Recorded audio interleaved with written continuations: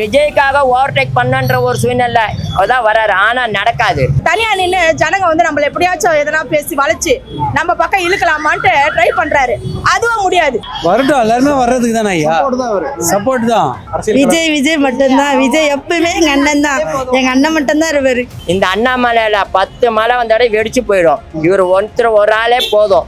என் மூச்சு கடைசி இருக்கிற வரைக்கும் சாருக்கு தான் என் ஓட்டு.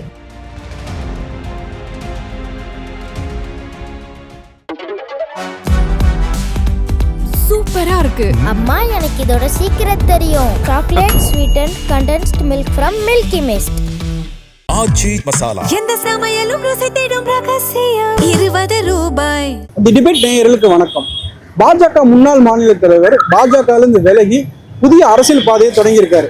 அவருடைய அரசியல் வருகை குறித்து பொதுமக்கள்கிட்ட கேட்போம். இந்த அண்ணாமலை அரசியல் வரான்னு சொல்லியிருக்காங்க, எப்படி பாக்குறீங்க? அண்ணாமலை அவர் வந்து பிஜேபியில இருந்தவர், ஏற்கனவே ஆல்ரெடி பிஜேபியில இருந்தவர்.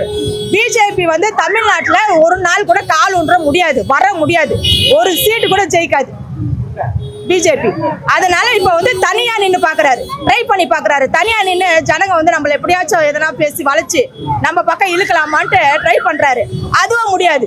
எங்களுக்கு தெரியும் அவர் இவர் ஜெயிச்சதுக்கு அப்புறம் அவர் பிஜேபி கூட தான் கூட்டணி வைக்க போறாரு அண்ணாமலை. ஏன்னா ஏற்கனவே மோடி கூட அண்ணாமலை இருந்ததா, இப்ப புரியுதுங்களா? பிரிச்சுதான் இப்ப பிரிச்சு வர்றாரு தனியா. அங்க இருந்தா ஜனங்க ஓட்டு போட மாட்டேங்கிறாங்க, நம்மள ஜெயிக்க வைக்க மாட்டேங்கிறாங்க, நம்ம கிட்ட வர மாட்டேங்கிறான்னு அண்ணாமலைக்கு தெரிஞ்சு போச்சு. அதனால இப்ப தனியா நின்று பாக்குறாரு. தனியா நின்னா தனி கட்சி தொடங்குனா நம்ம ஜனங்க நம்மளுக்கு ஓட்டு போடுவாங்க. அதுவும் கண்டிப்பா நடக்காது. அவரும் ஜென்டில்மேன் தான், முன்னாள் போலீஸ் அதிகாரி, நல்ல மனுஷன். இவர மாதிரியே விஜய் இருக்கா, அவரு குணம் தான். 2 பேரும் ஒன்னா சேர்ந்தாலும் சந்தோஷம் தான். சரி, அண்ணாமலையும் விஜய் ஒன்னா சேர்ந்தா நல்லா சந்தோஷம் தான். ஏன்னா இவரு குணம் தான் அவருக்கு. அடுத்தவங்க செய்யணும், நல்லா வரணும், ஜனங்க கஷ்டப்படக்கூடாதுன்ற எண்ணமும் அவருக்கு இருக்கு. புதுசாக ஒருத்தவங்க வந்து வரவேற்கலாம். இப்போ விஜய் சார் வந்தார், அந்த மாதிரி ஒவ்வொரு மாற்று கருத்து வேணும்னு சொன்னால் அண்ணாமலை சாரும் வரலாம். அதில் ஒன்றும் இது கிடையாது. ஏன்னா யார் வந்தாலும் மக்களுக்கு நல்ல செய்து வரும்போது எல்லாரையும் வரவேற்கணும். வரட்டும், எல்லாருமே வர்றதுக்கு தானே ஐயா, சப்போர்ட் தான். சப்போர்ட் பண்றாரு. அவர் இவரை பத்தி எதுவுமே சொல்லல. இவரை பத்தி எதிர்த்துக்குதோ இல்லை இந்த ஆட்சியை பத்தி எதுவுமே சொல்லல. அவர் வரைகிறாரு, அவ்வளவுதான். வந்துருக்கோம், யார் வந்தாலும் நான் நல்லது தான் செய்ய போறாங்க. நான் என்ன சொல்றேன்னாக்கா, அரசியலுக்கு யார் வேணா வரலாம். இது ஜனநாயக நாடு. இன்னைக்கு நாளைக்கு யார் வேணா கட்சி ஆரம்பிக்கலாம். ஆனா மக்கள் யாரை நேசிக்கின்றார்களோ, நீங்க பாத்தீங்கன்னா புரட்சி தலைவர் அவர்களுக்கு பிறகு புரட்சி தலைவர் அம்மா அவர்கள் ஆட்சியில் இருந்தாங்க, 2 முறை ஆட்சியில் வந்தாங்க. அதன் பிறகு மக்கள் 108 தொகுதிகளில் மகத்தான வெற்றியை யாருக்கு கொடுத்தாங்க? அதாவது மக்களுக்கு நல்லாவே தெரியுது, ஒரு ஆட்சி மாற்றம் தேவைப்படுகிறது மக்களுக்கு. சார் இப்போ எங்க தளபதி வந்துட்டாரு, நாங்க ஆசைப்பட்டவர் வந்துட்டாரு. சார் எல்லாருக்குமே நான் என்ன சொல்றேன்னா, வந்தாரை வாழ வைக்கும் சென்னை தமிழ்நாடுன்னு சொல்லுவோம். அது மாதிரி அவரும் வரட்டும் சார். ஏன்னா அவரும் படிச்சிருக்காரு, அவருக்கும் நாலேஜ் இருக்கு. நம்ம அவரு வர்றத சொல்ற அளவுக்கு இல்லை சார். நம்ம அண்ணாமலை வரந்த ஒன்றில் அவர் வந்து அங்கிருந்து இப்போ வந்து தாமரத்துலேருந்து பிரிஞ்சு அவர் வந்து அண்ணாமலை தனியா வந்து நானும் இப்போ விஜய் மாதிரி வரணுன்ற ஒரு ஆர்வத்தில் இருக்காரு. விஜய்க்காக தான் இது வரான்னு. ஆமா, விஜய்க்காக ஓவர்டேக் பண்ணன்ற ஒரு சூழ்நிலை அதான் வராரு. ஆனா நடக்காது. விஜய் வந்து அவரு வந்து இந்த காலத்துல இருந்து சின்ன கோயிலேருந்து இந்த இடத்துல இருந்து முன்னுக்கு வந்தவர். கஷ்டப்பட்டு வாழ்க்கையில முன்னுக்கு வந்து யார் யாருக்கு என்ன செய்யணும், யார் யாருக்கு என்ன பண்ணணுன்றது ஒரு முடிவுல தான் இருக்காரு தவிர, ஆனா அண்ணாமலை மாதிரி இருந்துட்டு நான் இப்போ நடுவில் இந்த கட்சியில இருந்து நடுவில் பூர்ணன்ற ஒரு இது கிடையாது அவருக்கு. அப்போ அவருக்கு என்னக்கா, ஓஹோ விஜய் இப்படி வர, நாமளும் வரக்கூடாதா? ஏன் இத்தனை ஆண்டு காலமா அவர் இருந்து வரக்கூடாதா? ஏன் வரல? அவருக்கு இப்போ விஜய் அவரு இருந்தாரு, இவர் இப்பதான் வந்தாரு. இவர் வந்து மக்கள் இப்படி ஆயிட்டாங்களேன்ற அவருக்கு ஒரு ஆதங்கம் ஆகி போச்சு. நம்மளே இருக்கணும். 2031 அண்ணாமலை சிஎம் ஆவாரா? 2030 அண்ணாமலை எத்தனை மழை வந்தாலும் முடியாது ஐயா. அதுக்குன்னு ஒரு இடம் இருக்கு, அதுக்கு ஒரு ஏழு இருக்கு, அதுக்கு மக்கள் மனசுல வரணும். அப்பதான் இந்த அண்ணாமலையில 10 மலை வந்தோட வெடிச்சு போயிடும். இவர் ஒருத்தர் ஒரு ஆளே போதும். வரட்டும் ப்ரோ. இப்போ விஜய் வின் பண்ணது வந்து நிறைய பேருக்கு நியூ கமர்ஸ்க்கு வந்து ஒரு பெரிய ஹோப் கொடுத்துருக்கு.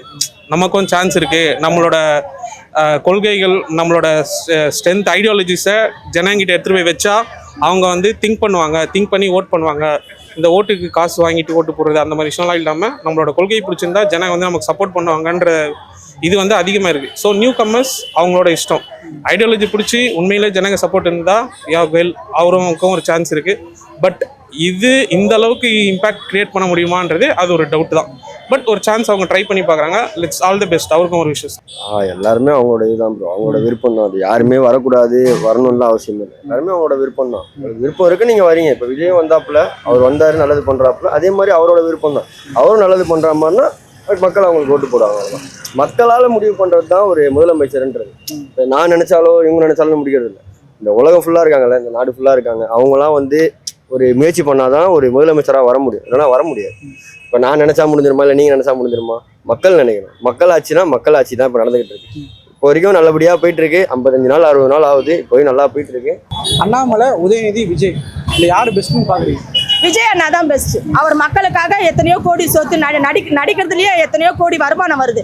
அதெல்லாம் விட்டுட்டு மக்களுக்காக நான் வரேன், மக்களுக்கு சேவைக்காக நான் வரேன்றாரு. நாங்களும் அதை வரவேற்று தான் நாங்கள் ஓட்டு போட்டு அவரை ஜெயிக்க வச்சிருக்கிறோம். விஜய் அண்ணா தான் பெஸ்ட். அவர் தான் மக்களுக்கான தலைவர் வந்து விஜய் அண்ணா தான். விஜய் மட்டும்தான். விஜய் எப்பவுமே எங்க அண்ணன் தான். எங்க அண்ணன் மட்டும்தான் இருப்பாரு. இல்லை அண்ணாமலை அரசியல் வந்து நீங்கள் எப்படி பார்க்குறீங்க? எங்களுக்கு அண்ணன் தான், எங்க அண்ணன் மட்டும்தான். இது ரொம்ப எதிர்பார்த்தது சார். என்னோட பெஸ்ட் எப்பயுமே என் தலைவர் தான் சார். ஏன்னா இந்த 2 மாசத்துல கொடுக்குற இந்த மாற்றம் சேஞ்சஸ் எனக்குலாம் அரசியலே தெரியாது சார். ப்ராமிஸா சொல்றேன். ஓட்டு போடுவேன், முடிஞ்சா போடுவேன், இல்லைன்னா கூட சரி போடா, 2 பேரும் மாத்தி போற ஊழல் பண்ணிட்டு இருக்காங்க, நம்ம ஏன்னா போகணும் கூட நான் போடாம இருந்திருக்கேன். ஆனா இனிமேல் என் மூச்சு கடைசி இருக்கிற வரைக்கும் சாருக்கு தான் என் ஓட்டு. விஜய் தான். அண்ணாமலை விடுங்க, அவர் அண்ணாமலை வந்து பிஜேபி டீம் தான். அவர் சும்மா அப்படி பிஜேபியில் ரிசைன் பண்ணிட்டு வந்துக்கிறாரு. அவருக்கு சப்போர்ட்லாம் பிஜேபி தான். வருங்காலத்தில் அவர் தான் போட்டியாக வருவார் அப்படின்றாங்க. யார்? அண்ணாமலையா? இருக்கலாம். உதயநிதி ஸ்டாலின் இருக்கலாம், அண்ணாமலையா இருக்கலாம். அது காலத்தின் கட்டளை. அவ்வளோ பெரிய முதலமைச்சர் குடும்பத்துலேருந்து வந்தவங்க ஜென்டிலாக பேச தெரியல. என்னதான் இருந்தாலும் வெளியில் வந்து லோக்கலாக பேசினா, இப்போ நம்ம வந்து லைவாக போது உலகமே நம்ம பேசுகிறாங்கன்னா அந்த சட்டசபையில் நம்ம எப்படி பேசணுன்ட்டு அவருக்கு பேச தெரிய மாட்டேங்குது. இவங்கெல்லாம் வந்து நல்லா படிச்சிருக்காங்க. அண்ணாமலைலாம் வந்து ஐபிஎஸ் அவர், அதனால அவர் வந்து நல்லா ஜென்டிலாக பேசுகிறாரு. இப்போ விஜய் சார்னும் போது அவர் ஆரம்பத்துலேருந்தே அரசியலே பேசுகிறாரு. அவரும் நல்லா பண்ணுறாரு. வரலாம். இவங்க 2 பேருக்கும் கண்டிப்பாக 3 பேரில் யார் பெஸ்ட்னு பார்க்குறீங்க? அது யார் பேசுறதுனாலும் எங்கள் செல்லக்கட்டி விஜய் தான். அது அண்ணாமலை சாரை வரவேற்கலாம். ஏன்னா ஒருத்தவங்க கூட இருக்கும்போது இன்னொருத்தவங்க இருந்தால் கொஞ்சம் பவர்ஃபுல்லாக இருக்கும் இல்லையா? அதனால கண்டிப்பாக அண்ணாமலை சாரை வரவேற்கலாம். அண்ணாமலை ஓரளவுக்கு பெஸ்ட் தான். உதயநிதிக்கு ஒன்றும் அந்த அளவுக்கு இல்லை நாலேஜ். அண்ணாமலை ஒரு பிஜேபியில் ஒரு எம்பியாக இருக்கிறார். அவருக்கு நிறைய விஷயம் தெரியும். இவர் உதயநிதி என்ன தெரியும்? அவங்க தயவால வந்தவங்க.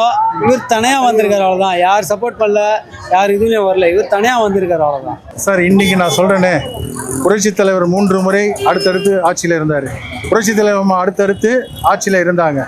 ஸோ இப்போ சொல்கிறேன், மாண்புமிகு இளைய தளபதி விஜய் அவர்கள், மாண்புமிகு முதலமைச்சர் அவர்கள், இனி அவர் தான் மக்களுக்கு. ஓகேங்களா? இதில் யார் வேணால் கட்சி ஆரம்பிக்கலாம், யார் வேணால் போகலாம், யார் வேணால் வரலாம், அது யார் வேணால் பண்ணிட்டு போகலாம். பட் அண்ணாமலை அவர்கள் கட்சி ஆரம்பிச்சிருக்காருன்னா இன்னும் அவர் மக்களை சந்திக்கணும் சார். பிஜேபியிலேருந்து பிரிஞ்சு வந்திருக்காரு. அவருக்கு சீட்டு கொடுக்கலையோ இல்லை வேறு ஏதோ.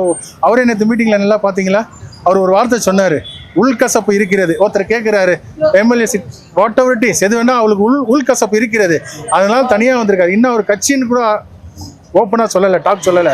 அது ஒரு சோசியல் ஒரு இது மாதிரி தான் சொல்லியிருக்காரு. தமிழகத்தில் இருக்க ஒரு விஷயங்களை நம்ம வந்து சரி கட்டணும் அப்படின்னு. இன்னும் மானசீகமாக கட்சி கொடி அறிவிக்கணும், கட்சி ரெஜிஸ்ட்ரேஷன் பண்ணணும், இதெல்லாம் இருக்குது. அதே மாதிரி 2026 ஒரு மாற்றம் வந்திருக்க இளைஞர்கள் பற்றின்னு சொல்லும்போது 2031 நான் பார்த்தேன் சார் மீட்டிங்கு. ஸோ அதற்காக சொல்ல வரேன், நீங்கள் கேட்கக்கூடிய அனைத்து கேள்விகளுக்கும் என்னால் பதில் சொல்ல முடியும். ஏன்னா 2031 இதே இளைஞர்களை வைத்து மாற்றம் வரும்னு சொல்லுவாங்க. எப்படி மாறுவாங்க? இப்போ நல்லாட்சி தந்தாங்கன்னா அண்ணன் மாண்புமிகு தமிழக முதலமைச்சர் அருமை சகோதரர் திரு ஜோசப் விஜய் அவர்கள் நல்லாட்சி தந்து கொண்டிருக்கின்றார். இன்னும் நல்லாட்சி இன்னும் மக்களுக்கு கொடுத்துட்டாருனாக்கா, புரட்சித் தலைவரை எப்படி இதயத்தில் பூஜித்தார்களோ, மாண்புமிகு இதய தெய்வம் புரட்சித் தலைவர் அம்மா அவர்களை எப்படி இதயத்தில் பூஜித்தார்களோ, அதே போல் தமிழக மக்கள் இன்று தமிழக வெற்றி கழகத்தின் தலைவரும் தமிழ்நாட்டு மாண்புமிகு முதலமைச்சருமான அருமை சகோதரர் அண்ணன் ஜோசப் விஜய் அவர்களை நேசிக்க ஆரம்பித்திருக்கார். ப்ரோ, என் பேரே விஜய் ப்ரோ. இவர் வந்திருக்கார்ல ப்ரோ, நம்ம வந்து உதயநிதி டைரக்டா ரூல் பண்ணி பார்த்ததில்ல. டெபுட்டி சிஎம்மா இருந்திருக்காரு. ஸோ சிஎம்மா அவர் என்ன பண்ணது நம்ம பார்த்ததில்ல. நீங்க சொன்ன 3 லிஸ்ட்ல ஃபர்ஸ்ட் சான்ஸ் இவருக்கு தான் கிடைச்சிருக்கு. பாலிடிக்ஸ் 3 பேர் அதான் ப்ரோ, ஃபர்ஸ்ட் சான்ஸ் இவருக்கு தான் கிடைச்சிருக்கு.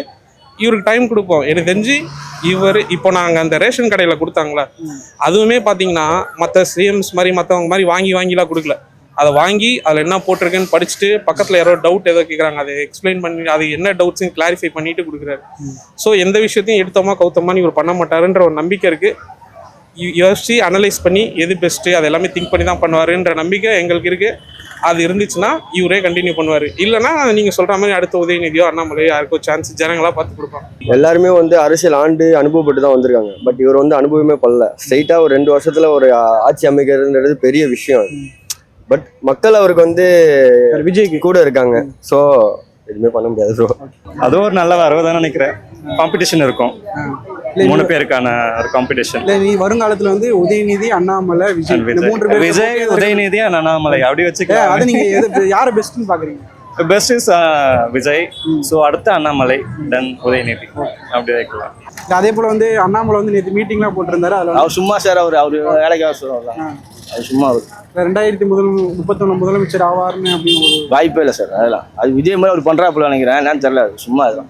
திரு அண்ணாமலை அவர்களின் புதிய அரசியல் பயணத்தை குறித்து பொதுமக்கள்கிட்ட கேட்டிருந்தோம். அவங்க பாயிண்ட் ஆஃப் வியூவில் சில பேர் பாசிட்டிவாக சொல்லியிருந்தாங்க, சில பேர் நெகட்டிவாக சொல்லியிருந்தாங்க. விஜயை இன்ஸ்பிரேஷனாக வச்சு தான் அவர் இந்த அரசியலுக்கு வராரு அப்படின்னு மக்கள் சொல்கிறாங்க. அதை பொறுத்திருந்து தான் பார்ப்போம். விஜயை வச்சு தான் அவர் வரால, அவர் தனித்துவமாக அண்ணாமலை வராருன்னு பொறுத்திருந்து தான் பார்ப்போம். நன்றி, வணக்கம்.